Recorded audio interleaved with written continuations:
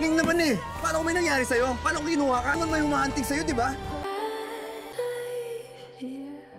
Namukhaan ni Bingo ang itim na sasakyan na sinakyan ng Pipi na pumasok sa CR kung asaan si Caroline noong nasa hotel sila.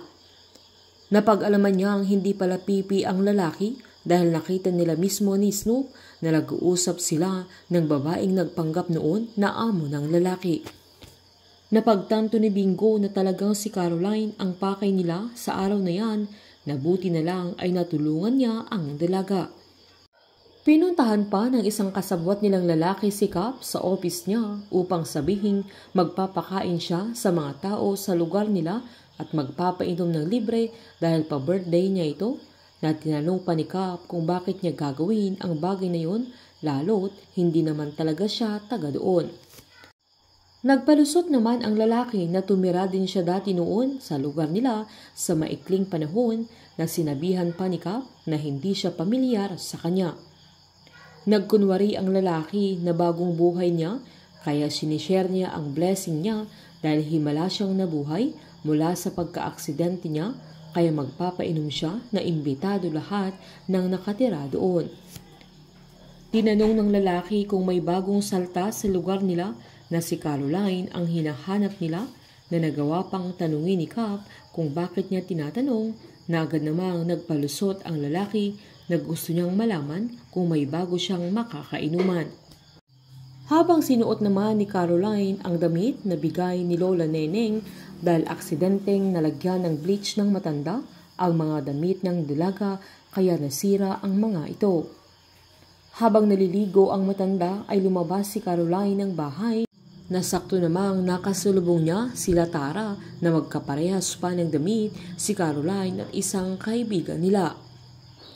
Tinanong pa nila kung siya yung girlfriend ni Bingo, sabay pinilit pa nila ang dalaga na sumama sa kanila kaya wala na siyang nagawa pa. Habang pinatawag ng pamilya Yao sila Wilson kasama si Cindy pero sumama din si Bettina sa kanila na tinitigan pa ni Charleston ang dalaga. Nag-aayos naman si Lola Neneng ng mga paninda nila nang tumawag si Bingo upang tanungin kung andoon si Caroline.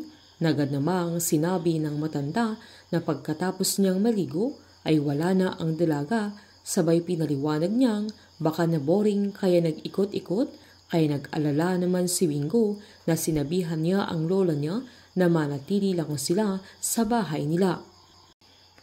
Lihim nilang minanmanan ang lalaki at ang babaeng nagpanggap sa hotel nang saktong lumapit pa ang isang lalaki sa kanila na may inutos ito bago sila maghiwa-hiwalay na nagawang picturean ni Bingo ang plate number ng sasakyang gamit ng lalaki. Habang pagdating naman nila Wilson sa bahay ng pamilya Yao ay mahinahon silang hinarap at nagulat sila nang dumating si Edward na punong-puno ng pasa ang mukha niya na halatang nabugbog siya.